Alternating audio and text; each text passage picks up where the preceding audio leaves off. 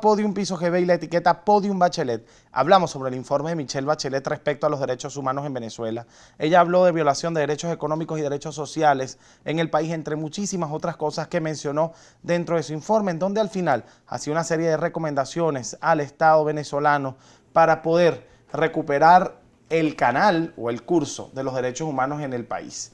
Vamos a hacer la siguiente pregunta a Jefferson Pedrón. El abogado Jefferson Pedrón, que en reiteradas ocasiones ha defendido que no existe violación de derechos humanos, vamos a referirnos ahora al tema de los derechos económicos y los derechos sociales. Ella mencionaba que existía violación de estos derechos. ¿Realmente existe? ¿A qué se referirá la alta comisionada de Naciones Unidas? Tiene minuto y medio. Bueno, fíjate algo. Ella en su informe hacía mención al tema de el plan o la política del Estado, el tema de los CLAP, ¿okay? Donde había un sector que no estaba recibiendo tal beneficio en virtud de que por ser opositor, ¿okay? Que estaban excluidos por ser opositor. ¿Hay denuncias sobre eso? Bueno, evidentemente pueden existir las denuncias, como también hay denuncias sobre personas que por ser opositoras, ¿okay? Se niegan a recibir el beneficio del CLAP, se niegan a recibir el beneficio del CLAP por el simple hecho de que no sean tildados como chavistas, ¿okay? Porque estarán apoyando a una política del Estado, y eso es, de verdad que eso se lo dejamos a libre albedrío a cada quien, ¿okay? Pero lo que sí tenemos que tener claro es que efectivamente esta política de Estado es una política enmarcada en el marco de toda esta guerra económica para todos los venezolanos. Aquí no estamos hablando de que un sector oposición, el chavismo sí se va a beneficiar, no, porque yo conozco sectores opositores donde efectivamente son beneficiados por este sistema que ella lo menciona de manera directa allí. Simplemente que, como te decía anteriormente, 10 segundos. Como te explicaba anteriormente, hay opositores que no se niegan a recibirlo por el tema de que su misma gente de la oposición tome represalias contra ellos mismos. Bien. Muchísimas gracias a Jefferson Pedrón. Vamos a hacer la misma pregunta a la doctora Ana Leonor Acosta y le pregunto, ¿realmente existe entonces en Venezuela violación de derechos económicos y sociales como lo plantea el informe? La alta comisionada de la ONU para los Derechos Humanos recoge el sentimiento de los venezolanos, recoge el sentimiento de las entrevistas que realizó, de las entrevistas que ha hecho su equipo, tanto en la visita de marzo como la visita que tuvimos recientemente en junio, y ella relataba cómo un sueldo ni siquiera era suficiente para cubrir las necesidades básicas y que estos programas que da el gobierno, como son las cajas CLAP, no son suficientes para cubrir una dieta nutritiva para el venezolano. Además de esto, de hablar de los derechos sociales y económicos, señala la grave situación que se encuentra en la salud en Venezuela y hace referencia incluso a las muertes por los apagones que ocurrieron en los hospitales.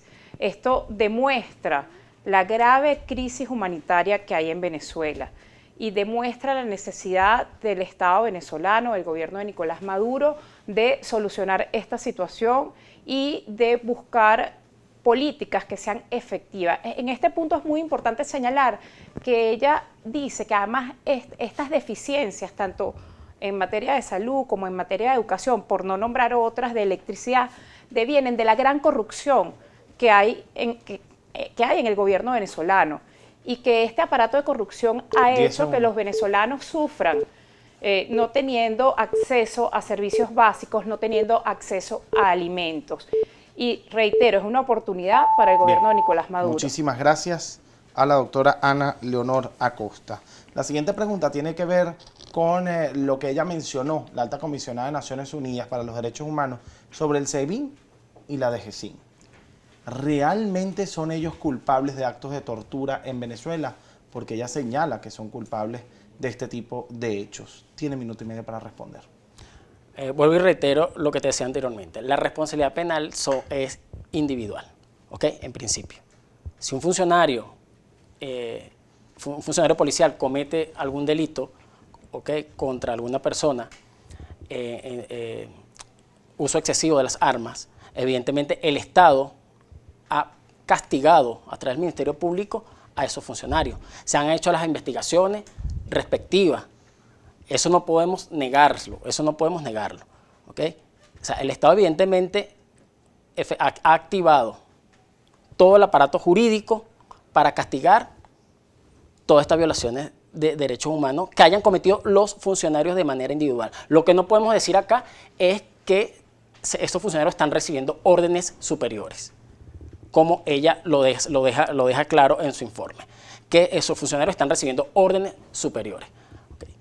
Eso no podemos decirlo acá. Bien. Muchísimas gracias al doctor Jefferson Padrón. Le hacemos la misma pregunta a Ana Leonor Acosta. ¿Realmente serán el SEBIN y la DGCIN las responsables de estos supuestos actos de tortura mencionados por la Alta Comisionada de Naciones Unidas para los Derechos Humanos? En el informe realizado por la Alta Comisionada y su oficina, se recogen una serie de testimonios con respecto a la actuación de los cuerpos de inteligencia venezolanos, en este caso la Dirección de Contrainteligencia Militar, DGCIN, y el SEBIN, en el cual se habla de detenciones arbitrarias, pero además de detenciones arbitrarias, se habla de casos de tortura. Y estos casos de tortura, la Alta Comisionada no señala como culpables, sino los señala como presuntos culpables de estos casos y pide investigaciones.